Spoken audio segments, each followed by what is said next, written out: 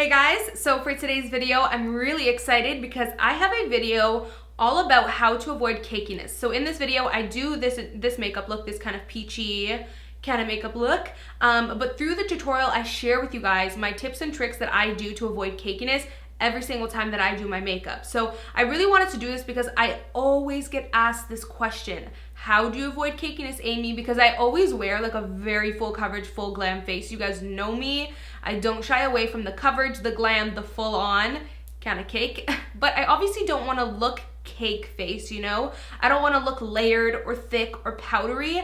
So today in this video, I'm going to share with you guys how I achieve a full glam, full cover face but with no cakiness. So if you are interested in checking out how I like to avoid cake face while still wearing a super full coverage glam face, then keep on watching to hear some of my tips.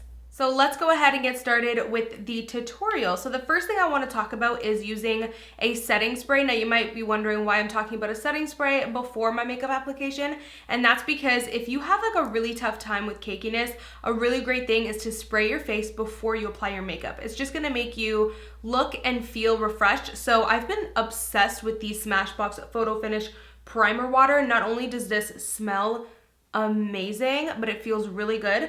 So I usually just go ahead and spray some all over my face. I normally don't show this step in my videos, in my tutorials, which is probably why you guys are wondering why you never get to see it, but it just feels really good, and it also makes your skin kind of a little bit wet, obviously, just so that way once you apply foundation and powder, it doesn't look too dry and like powdery and cakey. So next thing we're gonna do is of course go in with a foundation. One of my biggest tips for non-cakey makeup is a wet beauty blender.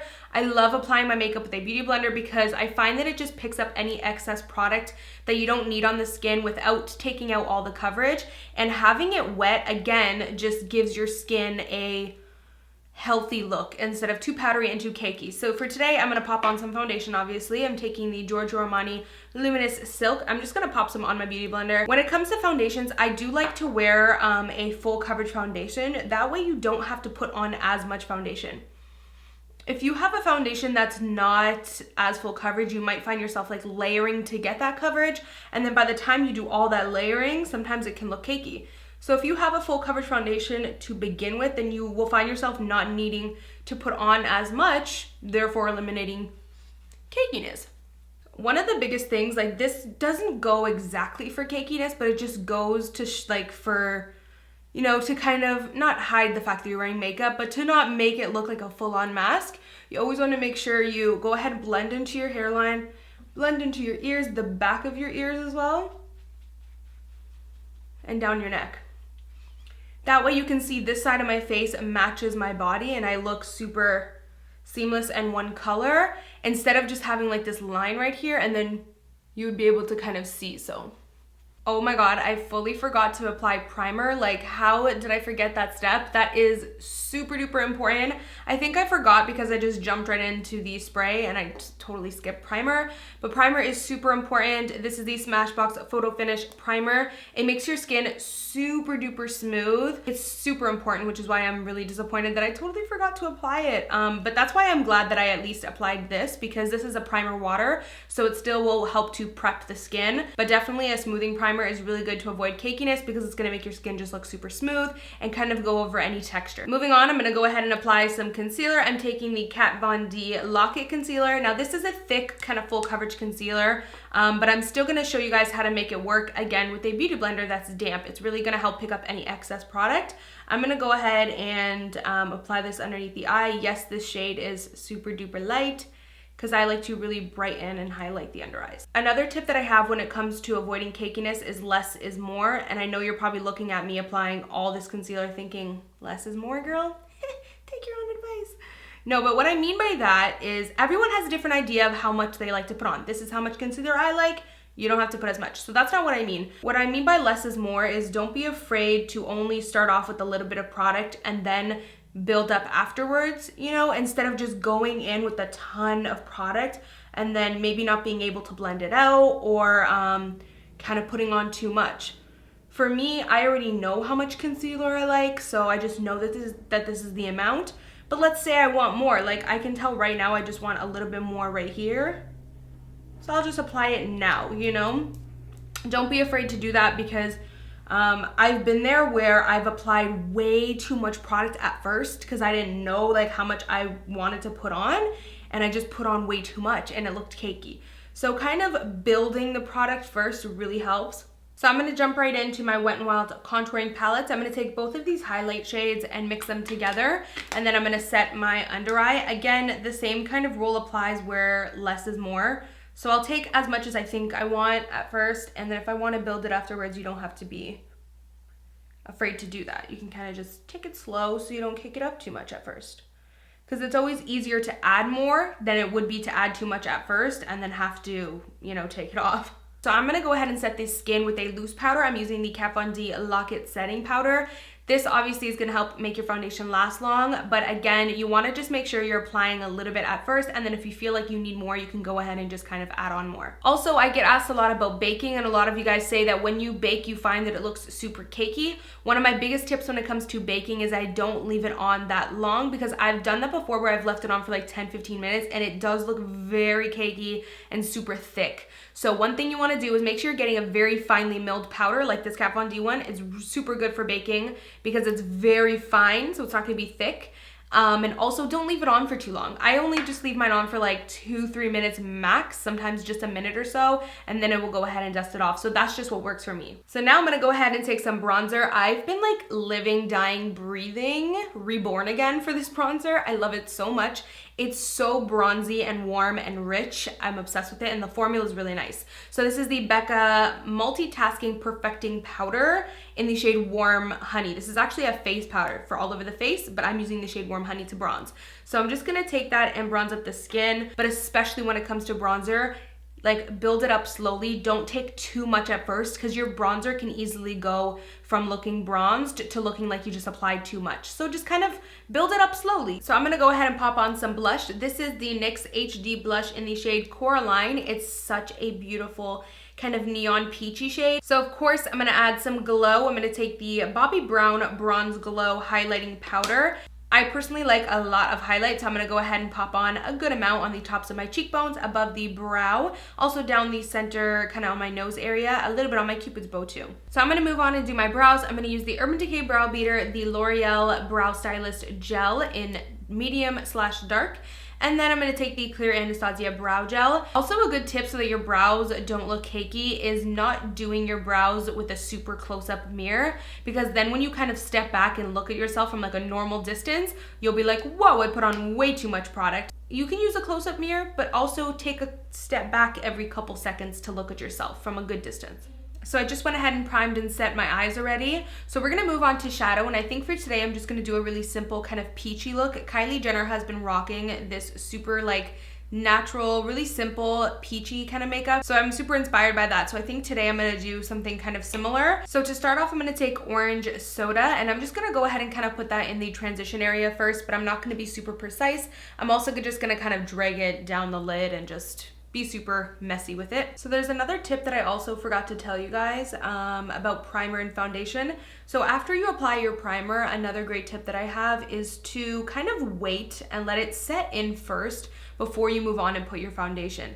Because I find if you just pop on your primer and then bam, pop on your foundation, sometimes it can look kind of layered and thick. Whereas if you let the primer just like sit for a minute or so and just like let it sit and settle into your skin and really just get in there and become one with your actual skin, then it just won't look layered or thick or heavy or cakey when you actually pop on some foundation. So that's a tip of mine that I forgot to tell you guys because I forgot primer today. Which I hate when I do that. It happens rarely, but when it happens, I hate it. So you can see it's just giving this like eye look a peachy vibe, which I'm digging. Even though it's like literally the end of October and this is totally like a summer look. I'm just digging it, okay? I'm digging it. So if you ever have any fallout, you can go ahead and dust it off with this Morphe M500 brush. It's one of my favorite brushes to dust off fallout. A lot of you guys ask me what my favorite brushes are and what brushes I recommend. I'm actually in the process of kind of revamping my blog and kind of just giving it an entire makeover and starting over. So once my blog is up and running, which will be super soon, then I think I'm gonna do a post on just all my favorite brushes and kind of link them for you guys, so stay tuned for that. So next I'm going to take the Morphe 35O and just take this beautiful kind of peachy orangey shade, kind of smudge that all over the lid and bring it up a little bit into the crease, but I'm only going to apply a little bit of this color, not too much. So next I'm going to take Party Dress by Anastasia. It's a really pretty peachy orangey nude, but it has these slight specks of gold peachy glitter in it. So I'm going to go ahead and just kind of pop that all over the lid. So taking those same 3 shades we used on the lid, I'm just going to go ahead and smoke out the lower lash line as well. So taking Fudge by Anastasia, I'm just going to go ahead and smudge a little bit of this beautiful kind of warm chocolate brown on the lower lash line, but super close to the lashes. This is definitely going to provide a little bit of extra definition and just give the look a little bit of that pop. Taking the Sigma E36 again, I'm just going to use it to kind of blend out the lower lash line to make sure all of these shadows blend easily together. I'm actually just going to take that same Fudge shadow and put it on the top as well along the lash line, just the same way I did on the bottom. And for the inner corner, I'm just going to take Peach Sorbet, which is a beautiful kind of peachy golden shimmery shade. So I'm going to go ahead and apply some mascara now. I do have a tip to avoid cakiness for when it comes to mascara, because I know a lot of people want super full lashes without putting on falsies, but they also don't want to look like they literally caked on mascara. One of my tips is to let the mascara dry just a little bit, not fully, because you don't want to apply layer upon layer when the mascara is fully dry, because then that's when you're going to get flakiness. But apply one layer of mascara, let it dry for about like maybe 10, it depends on the formula of the mascara, but you know, just let it halfway dry. And then you can go ahead and apply the second layer. And what that's gonna do is it's going to avoid looking like a ton of like wet, cakey, clumpy mascara. You're gonna get more control as to the shape of your eyelashes, how voluminous you wanna make them, how long you wanna make them, without compromising them looking super thick and kind of layered and cakey. Also, I like to do max 3 layers, maybe 4 on a super glam day, but I typically wouldn't really recommend doing more than that. But of course, again, everyone has their own preferences. I am going to be applying falsies today though, so I'm just gonna do like a good old regular layer of mascara, and then I'm gonna go ahead and apply the Esquito Voila lashes. So now that the face and eyes are done, we're moving on to the lips. Now, a lot of people ask me, how do I layer different liquid lipsticks and kind of do an ombre liquid lipstick lip? How do I apply liquid lipstick without it looking cakey? So my number 1 tip is to apply thin layers. For example, today I'm gonna use Exposed and Dirty Peach from Kylie, because I wanna get this like dirty peachy lip, which for some reason, Dirty Peach by Kylie is not like a dirty peach on me. It's like a straight up neon peach. So I'm gonna go ahead and mix in some Exposed. So this is a good example because a lot of you guys ask me, how am I able to like put on 2 layers of liquid lipstick or like mix different shades without it getting very clumpy and cakey and thick? And the tip for that is to apply a thin layer. Like if I go ahead and apply a full-on layer of Exposed and try to put on Dirty Peach, it'll be super cakey. But if I just apply a light layer of each and build it up slowly just to get 1 full layer only, then it's not gonna be cakey. So that's a good tip when applying liquid lipstick, is to just apply a thin amount and don't overdo it, or else it will kind of dry up and be super cakey and clumpy. Okay, so last tip, and probably the biggest, most important tip, is again, setting spray. So at the end of all your makeup, I know sometimes we're putting on so many layers, let's be honest. You're putting on primer, foundation, blush, bronzer, contour, highlight, brows, eyeshadow. Like there's just so many layers upon layers upon layers. Let's be real. So at the end of your makeup, sometimes I know you can have that feeling where maybe it feels a little bit powdery and you might feel a little cakey. So a really great way of kind of eliminating that is putting on a setting spray. Again, I've been loving this primer water by Smashbox. It's gonna make you look and feel refreshed. It's also going to take all those powders and all those layers you have to your skin, push them all together and make them one instead of making them look like different layers. It almost makes it look like your skin, you look healthy again and not powdery or dry or anything. This primer water smells amazing, by the way, so most of the time I put it on at the end of my makeup, even though it's not a setting spray, just because it smells so good and it makes me look and feel so refreshed, and it makes my makeup, it just makes it look so healthy again. So that is it. That completes the makeup tutorial showing you guys how to avoid a cake face. I really hope that it helped because it's a question that I get so often. So I really wanted to kind of do my makeup how I normally would, but really give you guys some in-depth tips on how I personally like to avoid cakiness.